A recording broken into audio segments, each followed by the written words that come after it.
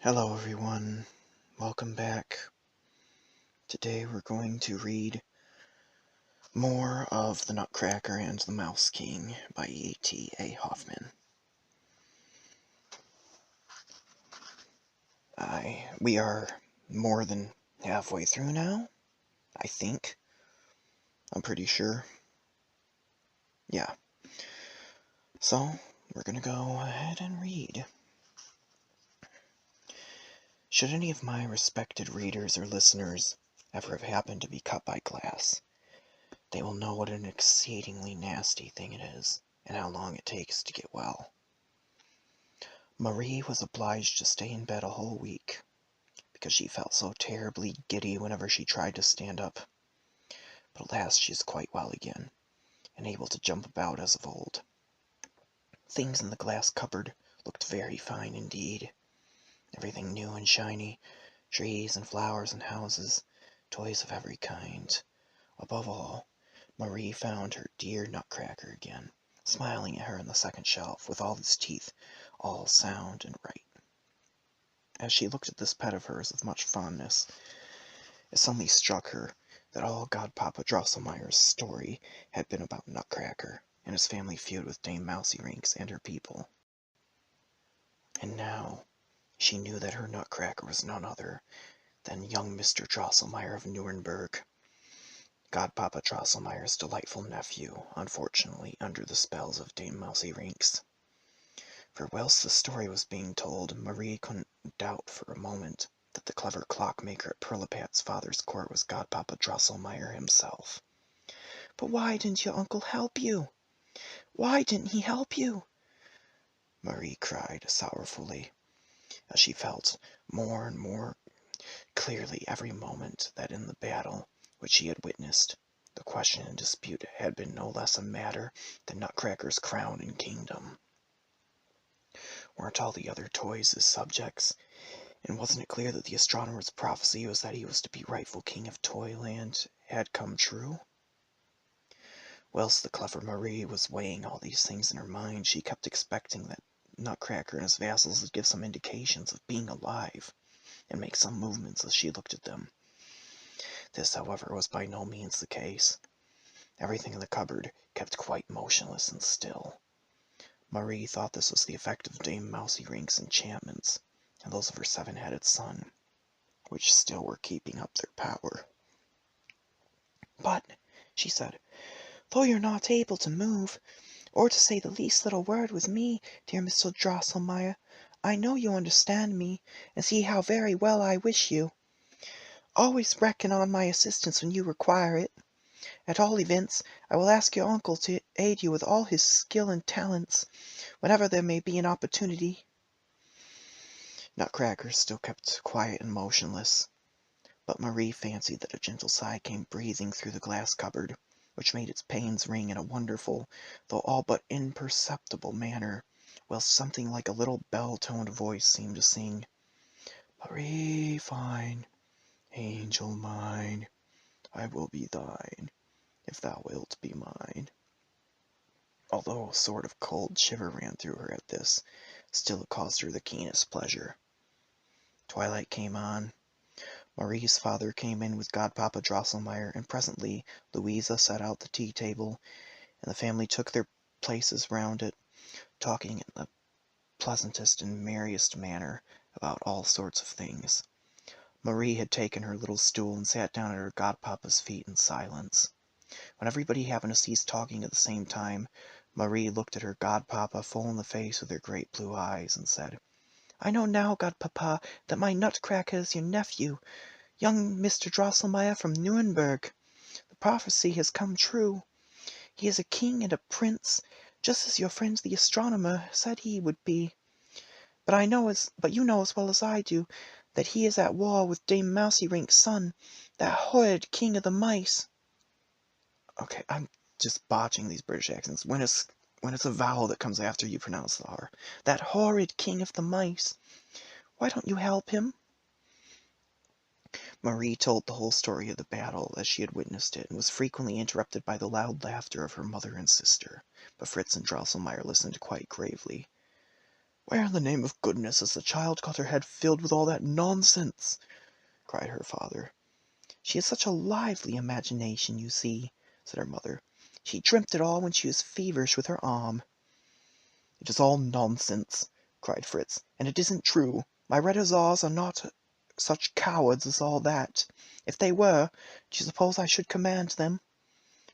But godpapa smiled strangely, and took little Marie on his knee, speaking more gently to her than ever he had been known to do before. "More is given to you, Marie dear," he said, "than to me or the others.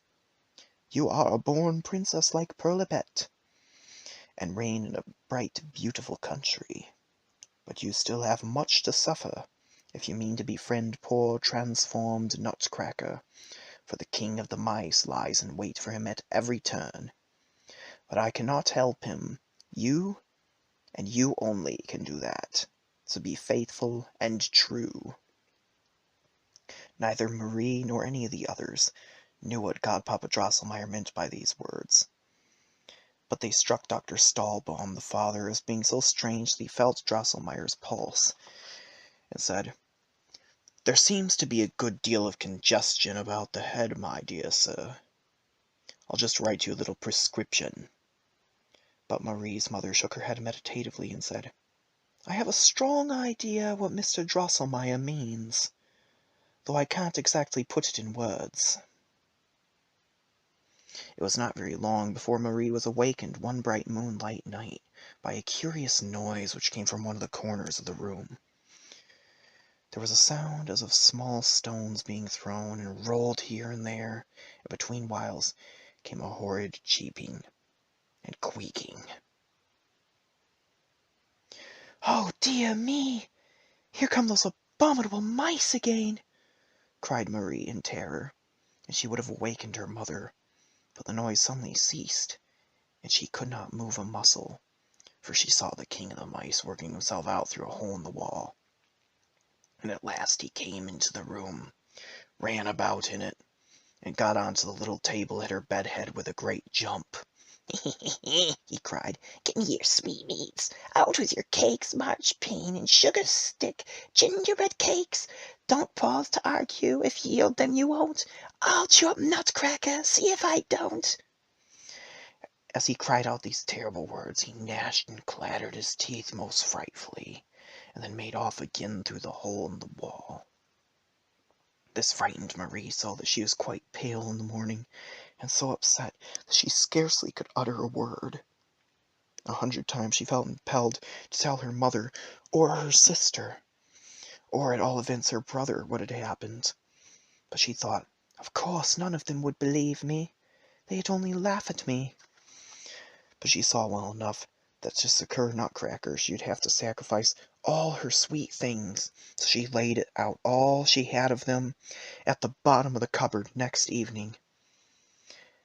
"I can't make out how the mice have got into the sitting-room," said her mother. "This is something quite new. There were never any there before. See, Marie, they've eaten up your sweetmeats." And so it was. The epicure Mouse King hadn't found the marchpane altogether to his taste, but he had gnawed all round the edges of it, so that what he had left of it was to be thrown into the ash-pit. Marie had never minded about her sweetmeats, being delighted to think that she had saved Nutcracker by means of them. But what were her feelings when next night there came a quaking again close by her ear? Alas! The king of the mice was there again, with his eyes glaring worse than the night before. Give me your sugar toys," he cried. "Give them you must, or else I'll chew Nutcracker up into dust." Then he was gone again. Marie was very sorry. She had as beautiful a collection of sugar toys as ever a little girl could boast of. Not only had she a charming little shepherd, with his shepherdess looking after a flock of milk-white sheep, with a nice dog jumping about them, but 2 postmen with letters in their hands, and 4 couples of prettily dressed young gentlemen, and most beautifully dressed young ladies swinging in a Russian swing. Then there were 2 or 3 dancers, and behind them Farmer Feldkummel and the Maid of Orleans. Marie didn't care much about them, but back in the corner was a little baby with red cheeks, and this was Marie's darling. The tears came to her eyes. "Ah!" she cried, turning to Nutcracker. "I really will do all I can to help you, but it's very hard." Nutcracker looked at her so piteously that she determined to sacrifice everything, for she remembered the Mouse King, with all his 7 mouths wide open to swallow the poor young fellow. So that night she set down all her sugar figures in front of the cupboard, as she had the sweetmeats the night before. She kissed the shepherd, the shepherdess, and the lambs, and at last she brought her best beloved of all, the little red-cheeked baby, from its corner. But she put it back a little further than the rest. Farmer Feldkamel and the Maid of Orleans had to stand in the front rank of all. "This is really getting too bad," said Marie's mother the next morning. "Some nasty mouse or other must have made a hole in the glass cupboard, for poor Marie's sugar figures are all eaten and gnawed." Marie really could not restrain her tears, but she was soon able to smile again, for she thought, "What does it matter? Nutcracker is safe." In the evening Marie's mother was telling her father and godpapa Drosselmeyer about the mischief which some mouse was doing in the children's cupboard, and her father said, "It's a regular nuisance. What a pity it is that we can't get rid of it. It's destroying all the poor child's things." Fritz intervened and remarked, "The baker downstairs has a fine grey Counselor of Legation. I'll go and get hold of him, and he'll soon put a stop to it, and bite the mouse's head off, even if it's Dame Mousey-Rinks herself, or her son, the King of the Mice."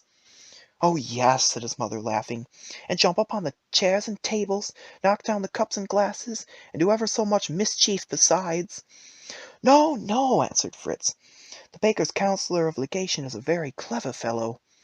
I wish I could walk about on the edge of the roof as he does." "Don't let us have a nasty cat in the house at the night time," said Louisa, who hated cats. "Fritz is quite right, though," said the mother, "unless we set a trap. Haven't we got such a thing in the house?"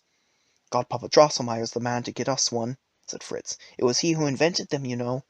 Everybody laughed, and when the mother said they did not possess such a thing, Drosselmeyer said he had plenty, and he actually sent a very fine one round that day. When the cook was browning the fat, Marie, with her head full of the marvels of her godpapa's tale, called out to her, "Ah, take care, Queen! Remember Dame Mousey-Rinks and her people!" But Fritz drew his sword and cried, "Let them come if they dare! I'll give an account of them!" And everything about the hearth remained quiet and undisturbed. As Drosselmeyer was fixing the brown fat on a fine thread, and setting the trap gently down in the glass cupboard, Fritz cried, "Now, Godpapa Clockmaker, mind that the Mouse King doesn't play you some trick." Ah, how did it fare for Marie that night? Something as cold as ice went tripping about on her arm, and something rough and nasty laid itself on her cheek, and cheeped and queeked in her ear.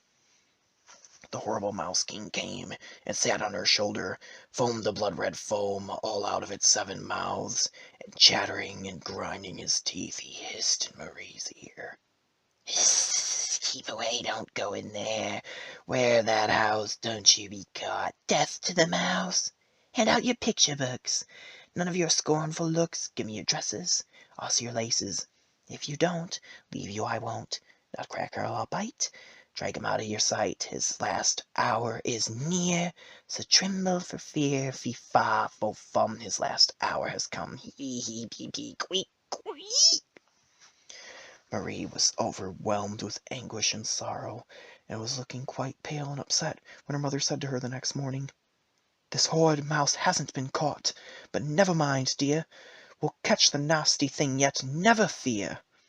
If the traps won't do, Fritz shall fetch the Grey Counselor of Legation." As soon as Marie was alone, she went up to the glass cupboard, and said to the Nutcracker, in a voice broken by sobs, "Ah, my dear good Mr. Drosselmeyer, what can I do for you, poor unfortunate girl that I am? Even if I give that horrid Mouse King all of my picture books, and my new dress, which the Christ child gave me at Christmas as well. He's sure to go on asking for more, and I soon shan't have anything more left, and he'll want to eat me. Oh, poor thing that I am, what shall I do? What shall I do? As she was crying thus, and lamenting, she noticed a great spot of blood had been left, since the eventful night of the battle, upon Nutcracker's neck. Since she had known that he was really young Mr. Drosselmeyer, her godpapa's nephew, she had given up carrying him in her arms and petting and kissing him. Indeed, she felt a delicacy about touching him at all. But now she took him carefully out of his shelf and began to wipe this blood spot with her handkerchief. What were her feelings when she found that Nutcracker was growing warmer and warmer in her hand and beginning to move? She put him back into the cupboard as fast as she could. His mouth began to wobble backwards and forwards, and he began to whisper with much difficulty, "Ah, dearest Miss Stolbaum, most precious of friends, how deeply I am indebted to you for everything. But don't sacrifice any of your picture books or pretty dresses for me. Get me a sword. A sword is what I want. If you get me that, I'll manage the rest, though."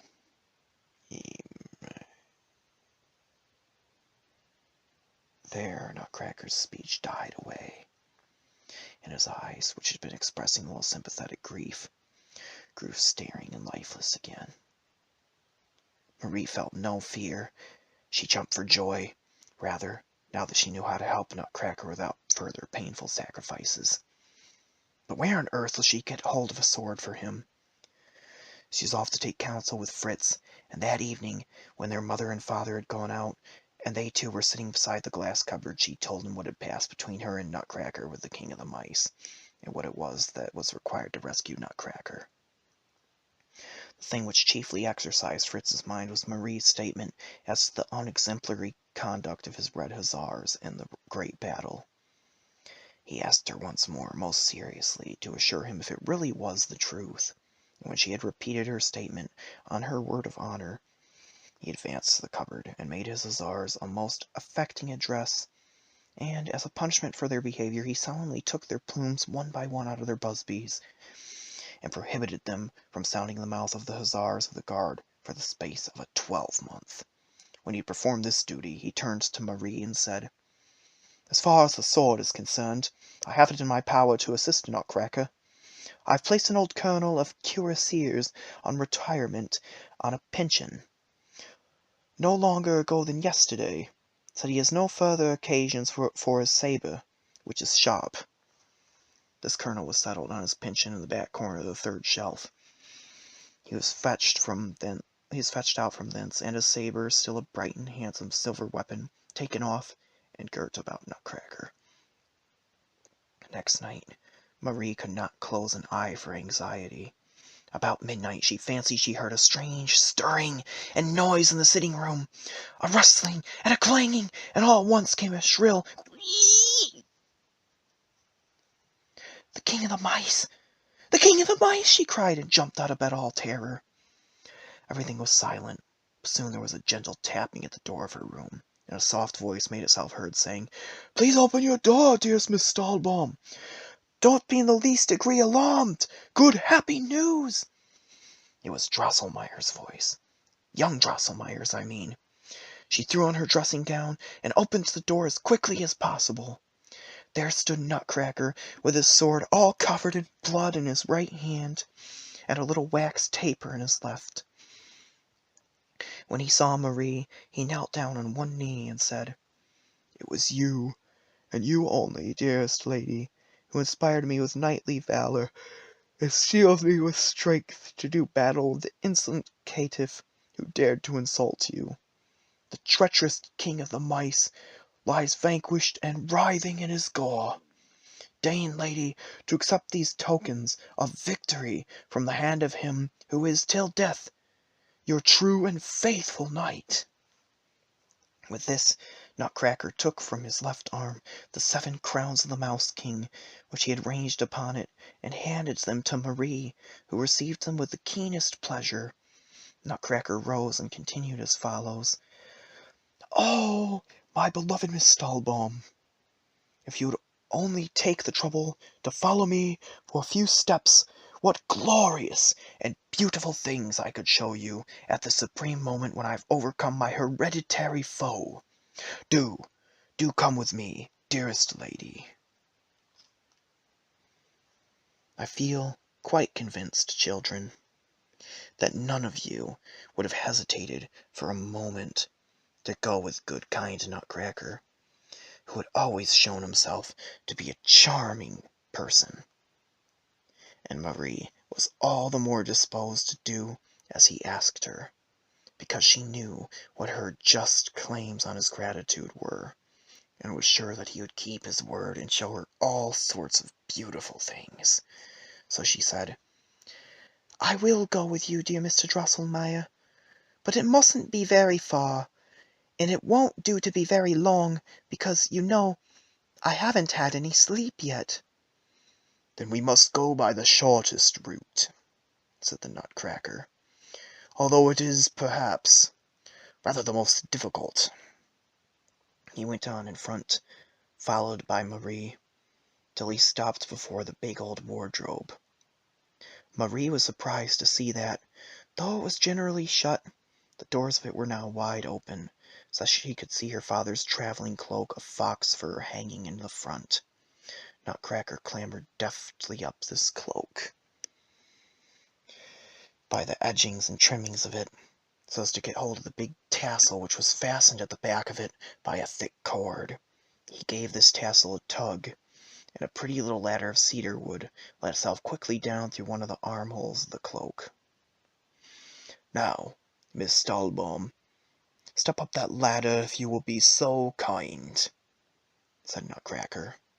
Marie did so, but as soon as she had got up through the armhole and begun to look out at the neck, all at once a dazzling light came streaming on to her, and she found herself standing on a lovely, sweet-scented meadow, from which millions of sparks were streaming upward like the glitter of beautiful gems.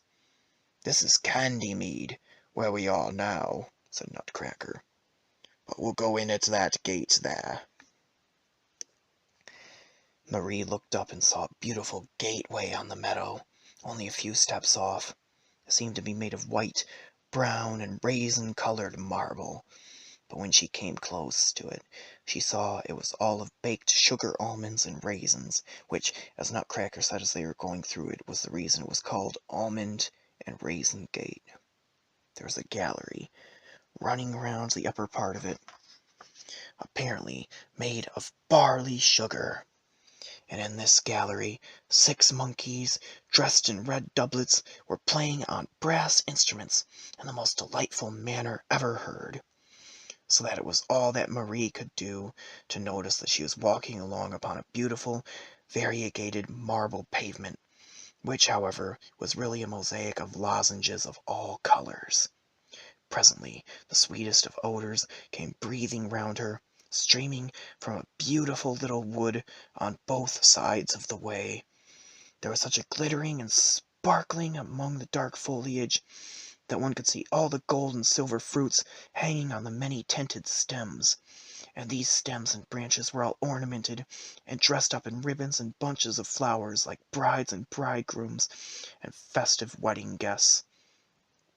And as the orange perfume came wafted as if on the winds of gentle zephyrs, there was a soughing among the leaves and branches, and all the gold leaf and tinsel rustled and tinkled like beautiful music, to which the sparkling lights could not help dancing.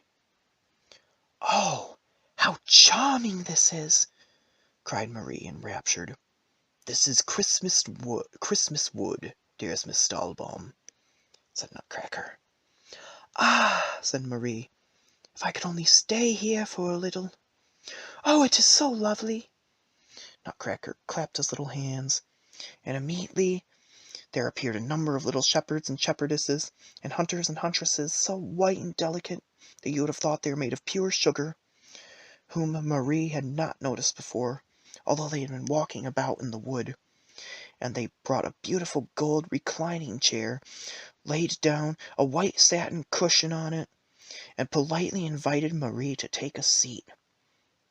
As soon as she did so, the shepherds and shepherdesses danced a pretty ballet, to which the hunters and huntresses played the music on their horns, and then they all disappeared amongst the thickets. "I really must apologize for the poor style in which this dance was executed, dearest Miss Stahlbaum," said Nutcracker. "These people all belong to our wire ballet troupe, and can only do the same thing over and over again. Had we not better go on a little further?" "Oh, I'm sure it was all most delightful, and I enjoyed it immensely," said Marie, as she stood up and followed Nutcracker, who was going on leading the way. They went by the side of a gently rippling brook, which seemed to be was giving out all the perfume which filled the wood. "This is Orange Brook," said Nutcracker, "but, except for its sweet scent, there's nothing like as fine a water as the river Lemonade, a beautiful broad stream, which falls, as this one does also, into the almond milk sea." And indeed, Marie soon heard a louder plashing and rushing, and came in sight of the river Lemonade, which went rolling along in swelling waves of a yellowish color, between banks covered with herbage and underwood, which shone like green carbuncles. A remarkable freshness and coolness, strengthening heart and breast, exhaled from this fine river. Not far from it, a dark yellow stream crept sluggishly along, giving out a most delicious odor, and on its banks sat numbers of pretty children, angling for fat little fishes, which they ate as soon as they caught them. These fish were very much like filberts, Marie saw when she came closer. A short distance farther, on the banks of this stream, stood a nice little village. The houses of this village, and the church, the parsonage, the barns, and so forth, were all dark brown with gilt roofs, and many of the walls looked as if they were plastered over with lemon peel and shelled almonds. "That is Gingerthorpe, on the Honey River," said Nutcracker.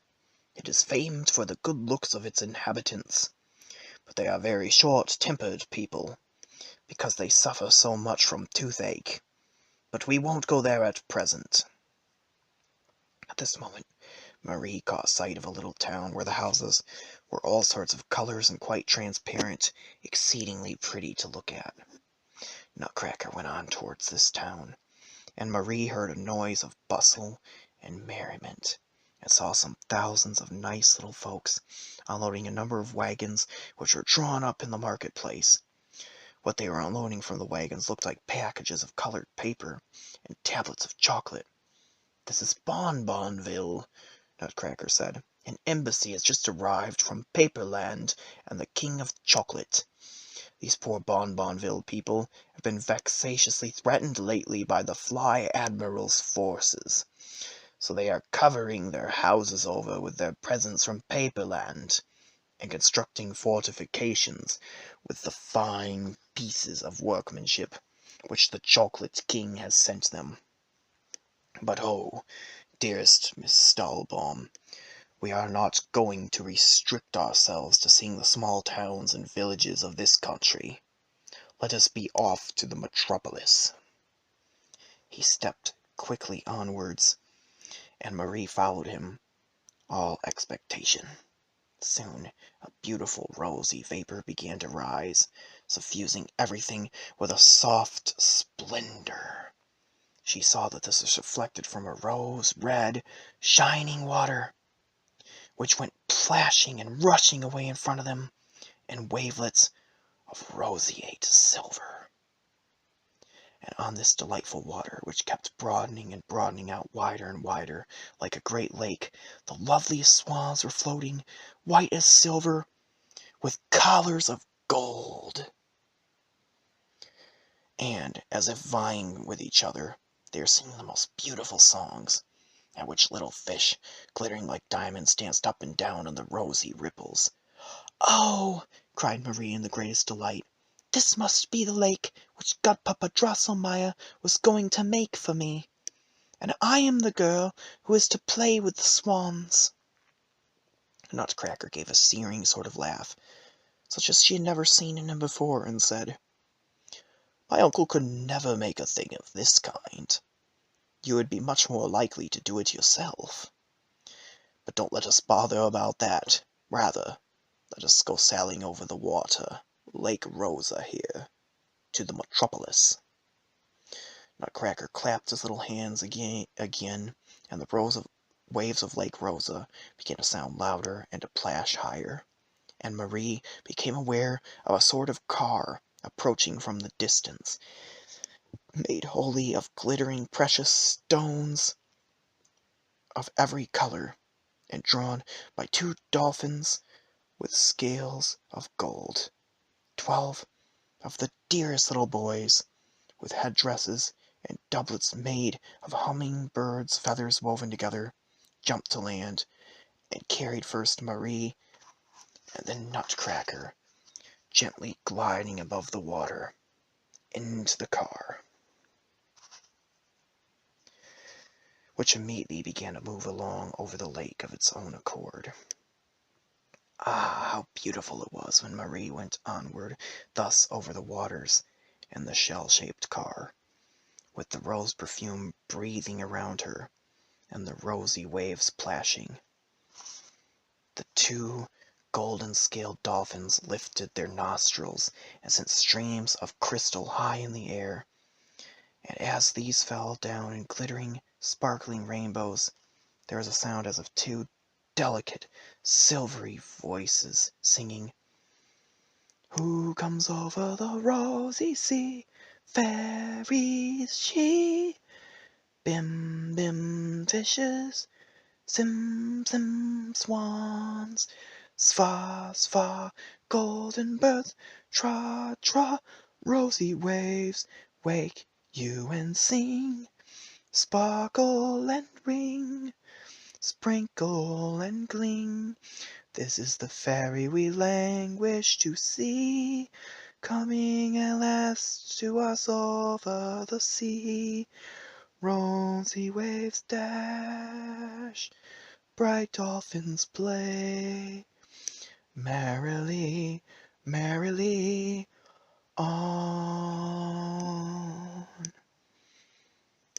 But the 12 little boys at the back of the car seemed to take some umbrage at this song of the water jets, for they shook the sunshades they were holding so that the palm leaves they were made of clattered. Oh, I thought the boys are made of palm leaves. I misread that at first. No, the sunshades. For they shook the sunshades they were holding so that the palm leaves they were made of clattered and rattled together, and as they shook them they stamped an odd sort of rhythm with their feet and sang, "Clip and clap and clip and clap and up and down." "They are merry, amusing fellows," said Nutcracker, a little put out, "but they'll set the whole lake into a state of regular mutiny on my hands." In fact, there did begin a confused and confusing noise of strange voices, which seemed to be floating both on the water and in the air. However, Marie paid no attention to it, and went on looking into the perfumed rosy waves, from each of which a pretty girl's face smiled back to her. "Oh, look at Princess Pirlipat!" she cried, clapping her hands with gladness, "smiling at me so charmingly down there. Do look at her, Mr. Drosselmeier." But Nutcracker sighed almost sorrowfully, and said, "That is not Princess Pirlipat, dearest Miss Stahlbaum. It is only yourself.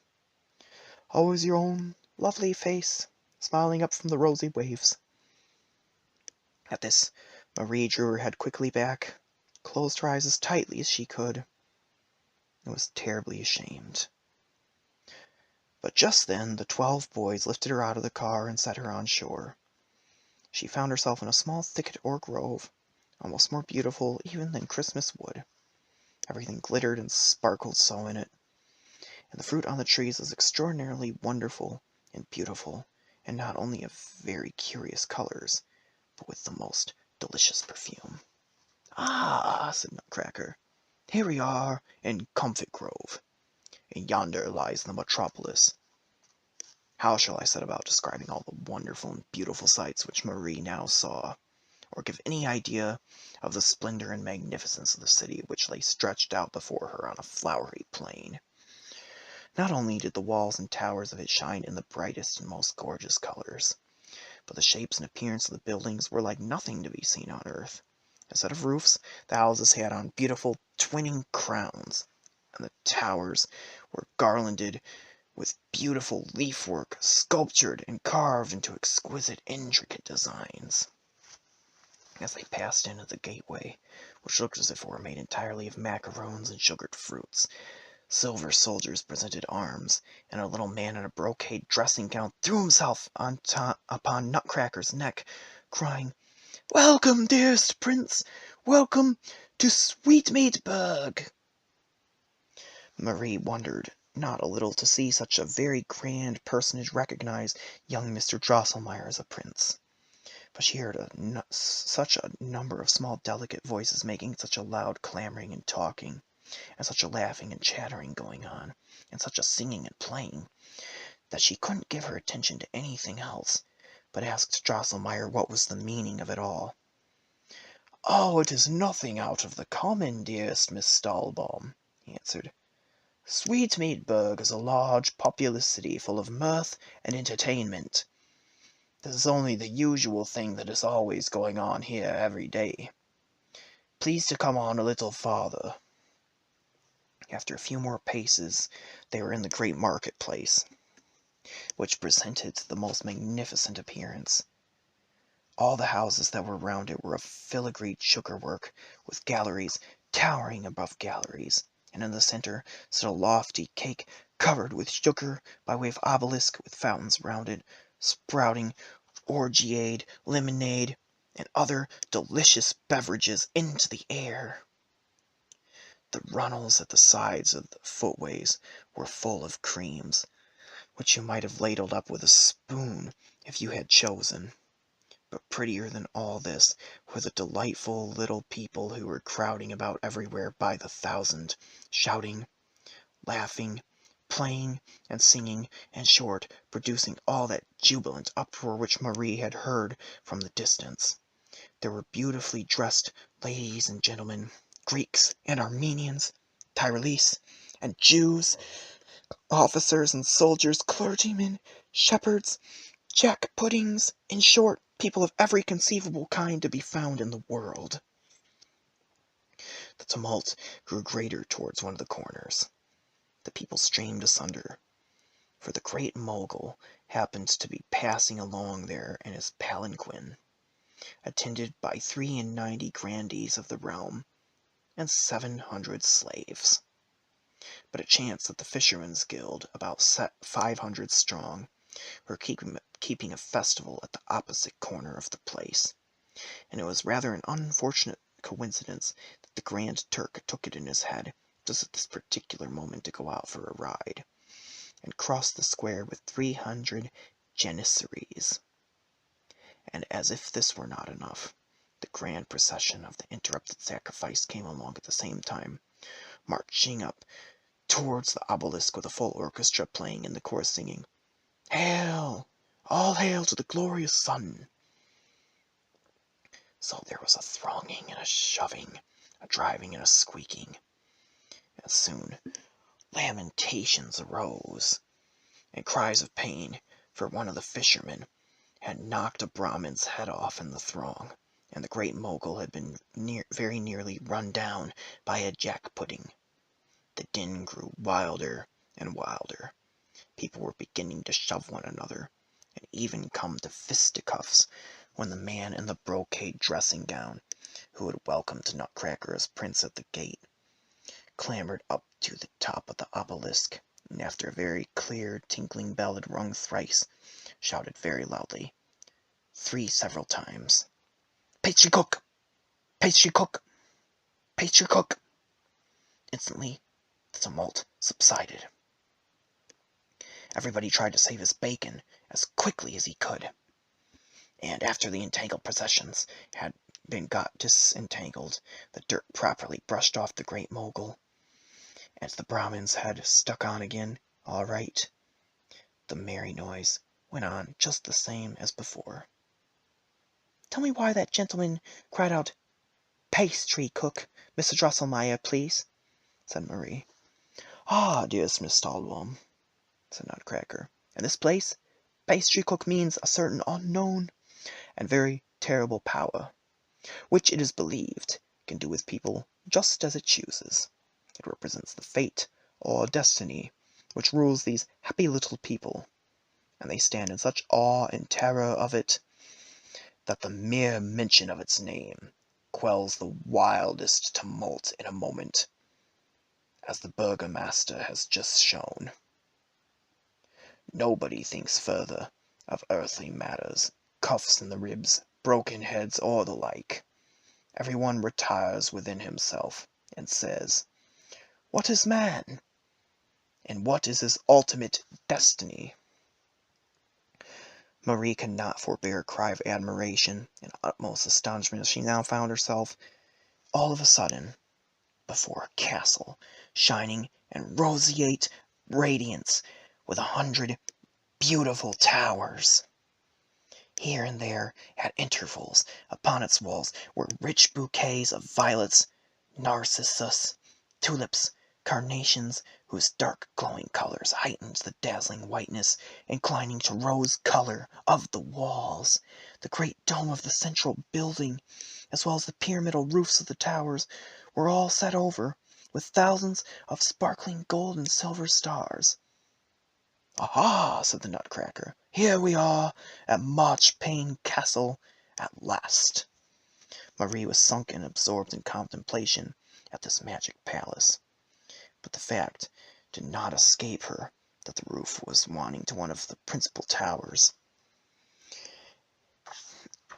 and that little men up upon a scaffold made of sticks of cinnamon were busy putting it on again. But before she had time to ask Nutcracker about this, he said, "This beautiful castle was a short time since threatened with tremendous havoc, if not with total destruction. Sweet Tooth the giant happened to be passing by, and he bit off the top of that tower there, and was beginning to gnaw at the great dome. But the Sweetmeatburg people brought him a whole quarter of the town by way of tribute, and a considerable slice of Comfit Grove into the bargain. This stopped his mouth, and he went on his way." At this moment soft, beautiful music was heard, and out came 12 little pages with lighted clove sticks, which they held in their little hands by way of torches. Each of their heads was a pearl, their bodies were emeralds and rubies, and their feet were beautifully worked pure gold. After them came 4 ladies about the size of Marie's Miss Clara, but so gloriously and brilliantly attired that Marie saw in a moment that they could be nothing but princesses of the blood royal. They embraced Nutcracker most tenderly, and shed tears of gladness, saying, "Oh, dearest prince!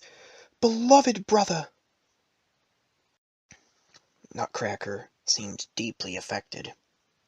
He wiped away his tears, which flowed thick and fast, and then he took Marie by the hand and said, with much pathos and solemnity, "This is Miss Marie Stahlbaum, the daughter of a most wealthy medical man, and the preserver of my life.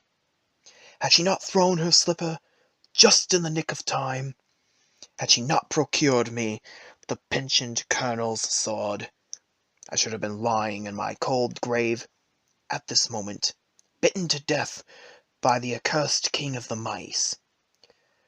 I ask you to tell me, candidly, can Princess Pirlipat, princess though she be, compare for a moment with Miss Stahlbaum here in beauty and goodness and virtues of every kind? My answer is emphatically no. All the ladies cried, no, and they fell upon Marie's neck with sobs and tears and cried, Ah, noble preserver of our beloved royal brother, excellent Miss Stahlbaum! They now conducted Marie and Nutcracker into the royal castle, to a hall whose walls are composed of sparkling crystal. But what delighted Marie most of all was the furniture. There were the most darling little chairs, bureaus, writing tables, and so forth, standing about everywhere, all made of cedar or Brazil wood, covered with golden flowers. The princesses made Marie and Nutcracker sit down, and said that they themselves would prepare a banquet.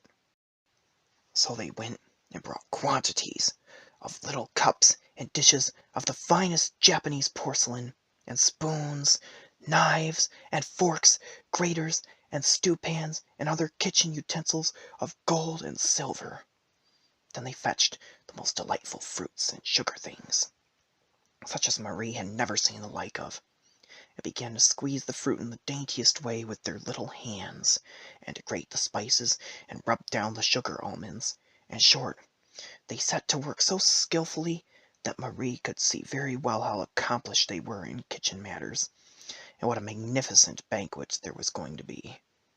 Knowing her own skill in this line, she wished in her sweet heart that she might be allowed to go and help the princesses and have a finger in all these pies herself. And the prettiest of Nutcracker's sisters, just as if she had read the wishes of Marie's heart, handed her a little gold mortar, saying, Sweet friend, dear preserver of my brother, would you mind just pounding a little of this sugar candy? Now as Marie went on pounding in the mortar, with good will and the utmost enjoyment, and the sound of it was like a lovely song, Nutcracker began to relate with much minuteness and prolixity all that had happened on the occasion of the terrible engagement between the forces and the army of the King of the Mice. How he had had the worst of it on account of the bad behavior of his troops. How the horrible Mouse King had all but bitten him to death, so that Marie had had to sacrifice a number of his subjects who were in her service, etc., etc. During all this, it seemed to Marie as if what Nutcracker was saying, and even the sound of her own mortar, kept growing more and more indistinct, and going farther and farther away. Presently she saw silver mistiness rising up all about, like clouds, in which the princesses, the pages, Nutcracker, and she herself were floating. And a curious singing and a buzzing and humming began, which seemed to die away in the distance, and then she seemed to be going up, up, up, as if on waves constantly rising and swelling higher and higher, higher and higher, higher and higher. And then came a poof, and Marie fell down from some inconceivable height. That was a crash and tumble. However, she opened her eyes, and lo and behold, there she was in her own bed. It was broad daylight, and her mother was standing at her bedside, saying, Well, what a sleep you have had! Breakfast has been ready for ever so long. Of course, dear audience, you see how it was. Marie, confounded and amazed by all the wonderful things she had seen, had fallen asleep at last in Marchpane Castle, and the boys or the pages, perhaps the princesses themselves, had carried her home and put her to bed. Oh, mother darling, said Marie, what a number of places young Mr. Drosselmeyer has taken me to in the night, and what beautiful things I have seen! And she gave very much the same faithful account of it all as I have done to you. Her mother listened, looking at her with much astonishment, and when she had finished, said, You have had a long, beautiful dream, Marie, but now you must put it all out of your head."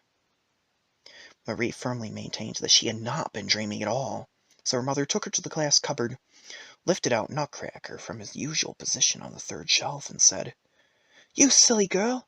How can you believe that this wooden figure can have life and motion?"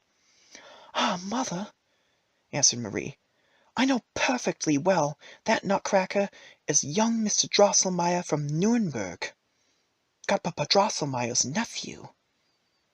Her father and mother both burst out into ringing laughter.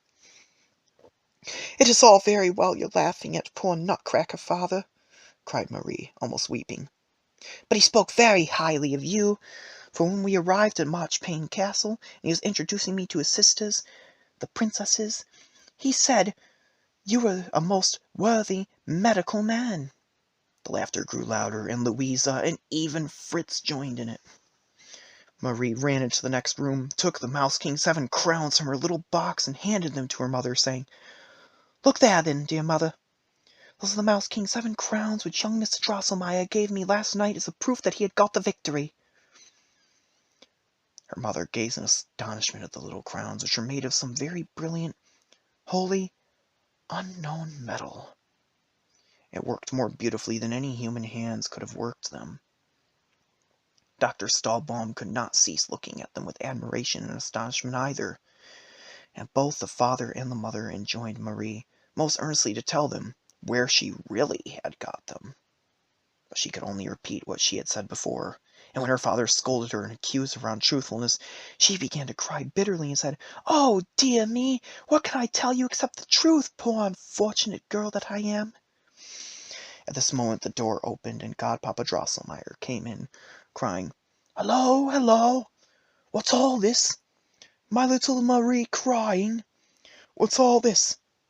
What's all this?" Dr. Stahlbaum told him all about it, and showed him the crowns. As soon as he had looked at them, however, he cried out, "Stuff and nonsense! Stuff and nonsense! These are the crowns I used to wear on my watch chain.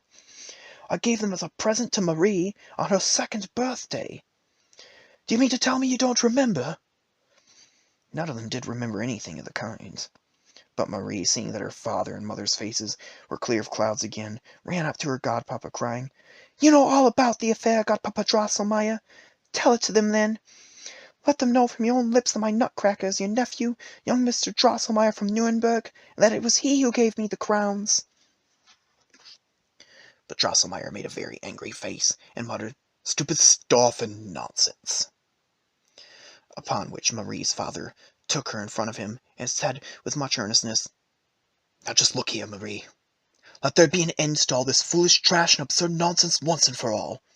I'm not going to allow any more of it, and if I ever hear you say again that the idiotic, misshapen Nutcracker is your godpapa's nephew, I shall shy not only Nutcracker, but all of your other playthings, Miss Claire not excepted, out of the window." Of course, poor Marie dared not utter another word concerning that which her whole mind was made full of, for you may well suppose that it was impossible for anyone who had seen all that she had seen to forget it. And I regret to say that even Fritz himself at once turned his back on his sister whenever she wanted to talk to him about the wondrous realm in which she had been so happy. Indeed, he said to have frequently mumbled, "Stupid goose," between his teeth, though I can scarcely think this compatible with his proved kindness of heart. This much, however, is matter of certainty, that, as he no longer believed what his sister said, he now, on a public parade, formally recanted what he had said to his red hussars, and, in the place of the plumes he had deprived them of, gave them much taller and finer ones of goose quills, and allowed them to sound the march of the hussars of the guard as before.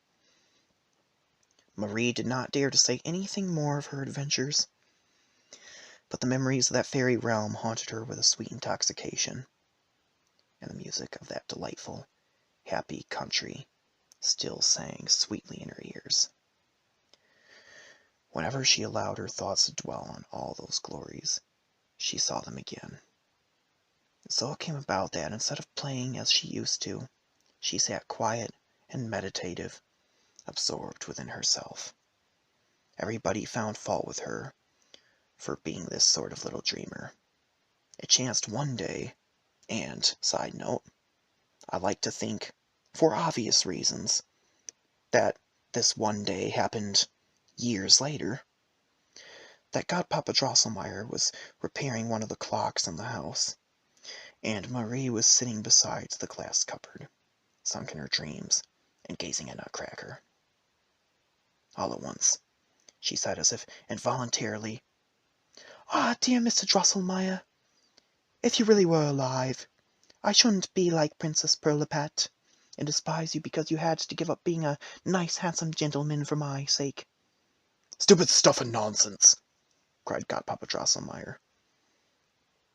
But as he spoke, there came such a tremendous bang and shock that Marie fell from her chair insensible. When she came back to her senses, her mother was busied about her and said, "How could you go and tumble off your chair in that way, a big girl like you? Here's Godpapa Drosselmeyer's nephew come from Nuremberg. See how good you can be." Marie looked up. Her godpapa had got on his yellow coat and his glass wig, and was smiling in the highest good humor. By the hand he was holding a very small but very handsome young gentleman. His little face was red and white. He had on a beautiful red coat trimmed with gold lace, white silk stockings and shoes, with a lovely bouquet of flowers and a shirt frill. He is beautifully frizzed and powdered, and had a magnificent queue hanging down his back. The little sword at his side seemed to be made entirely of jewels. It sparkled and shone so, and the little hat under his arm was woven of flocks of silk. He gave proof of the fineness of his manners, and that he had brought for Marie a quantity of the most delightful toys, above all, the very same figures as those which the Mouse King had eaten up, as well as a beautiful saber for Fritz. He cracked nuts at the table for the whole party. The very hardest did not withstand him. He placed them in his mouth with his left hand, tugged at his pigtail with his right, and crack, they fell to pieces. Marie grew red as a rose at the sight of this charming young gentleman, and she grew redder still when, after dinner, young Drosselmeyer asked her to go with him to the glass cupboard in the sitting room. "Play nicely together, children," said Godpapa Drosselmeyer. "Now that my clocks are all nicely in order, I can have no possible objection."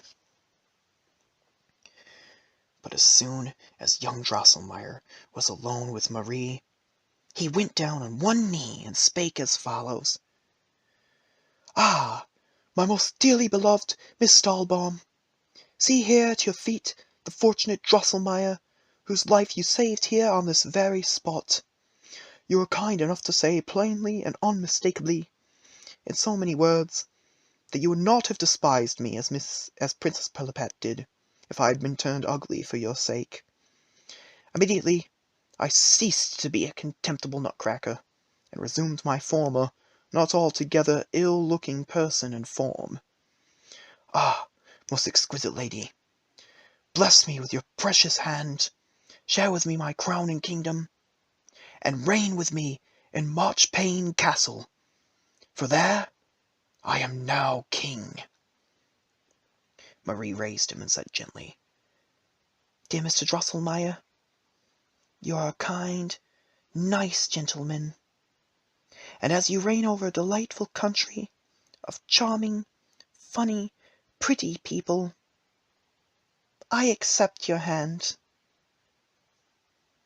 So then they were formally betrothed, and when a year and a day had come and gone, they say he came and fetched her away in a golden coach, drawn by silver horses.